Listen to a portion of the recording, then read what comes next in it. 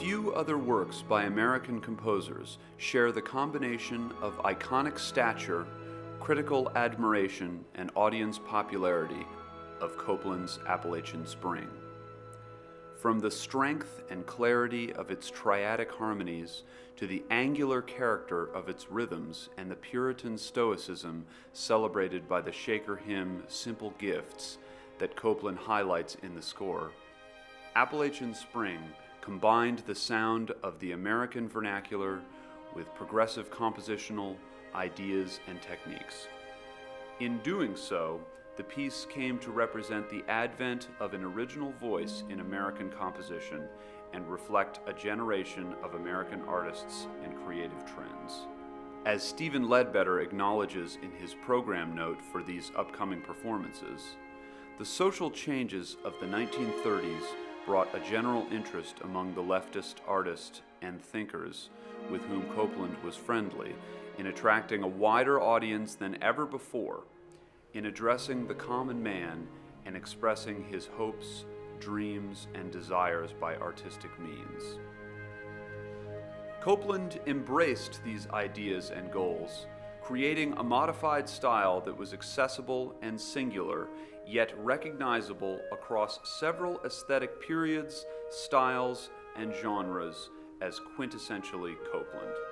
Written for Martha Graham, the radical American choreographer, and commissioned by the Elizabeth Sprague Coolidge Foundation, Appalachian Spring premiered at the Coolidge Festival at the Library of Congress on October 30th, 1944, and featured a cast of principal dancers that included Eric Hawkins, May O'Donnell, Merce Cunningham, and Graham herself, as well as a small chamber orchestra of 13 musicians to perform Copland's score. The immediate success of the work inspired Copland to arrange an orchestral suite that shortened the score considerably and expanded the orchestral forces. The resulting work, premiered by Arthur Rogensky with the New York Philharmonic on October 4th, 1945, features the Shaker hymn Simple Gifts more prominently, joining the variations on the hymn that made up the ballet's interlude with the triumphant and celebratory restatement during the finale. It is this suite, specifically the 1945 version, that the BSO and conductor Shi Yun Sung will perform this coming weekend, April 9th through April 14th. In his extensive profile of Copland's biography and oeuvre, entitled Aaron Copland, The Life and Work of an Uncommon Man, Howard Pollack describes the suite as follows. Some of the episodes, like the courtship duet, acquired a whole new richness with full strings and brass. Wonderful new colors could be heard throughout, such as the final three notes, not for flute, as in the original, but for glockenspiel and harp harmonics, one of Copland's most magical endings. While Copland and Graham never worked on another project again, and deviated substantially from the original set of scripts, they created a celebrated collaborative work that vaulted both into a new bracket of critical and popular acclaim. As is the case with many groundbreaking and important works of the 20th century, Serge Koussevitzky was the first to perform the work with the Boston Symphony, leading them in performances at Symphony Hall on October 5th and 6th, 1945, and the Tanglewood Shed on July 28th, 1946, as well as on tour between April 9th and 13th of 1946 and on January 6th, 1948. Charles Munch conducted the work at Symphony Hall on October 16th through 18th, 1952, and at Tanglewood on July 31st, 1953 and July 28th, 1961.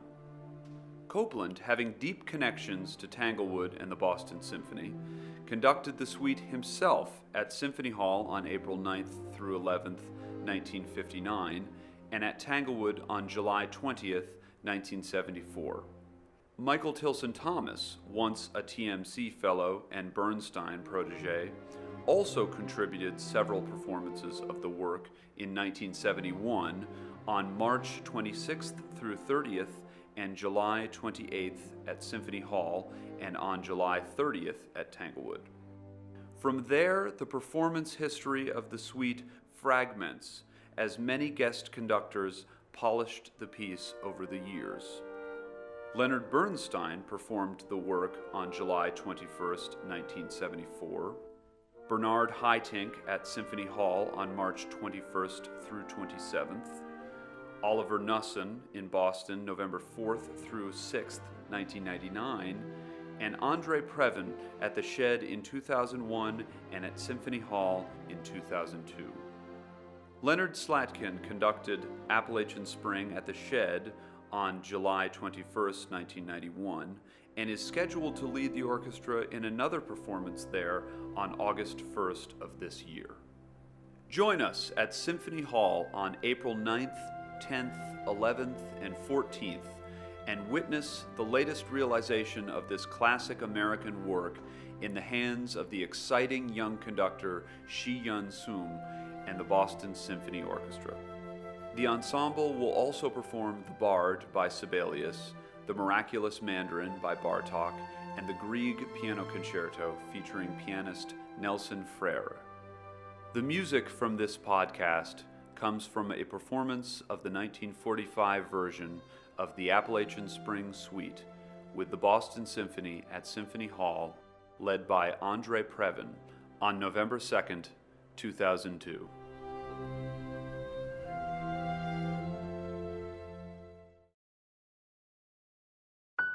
At UBS, financial solutions come from listening carefully to what our clients say, but even more carefully to what they don't say. You could call it understanding. We just call it you and us. UBS.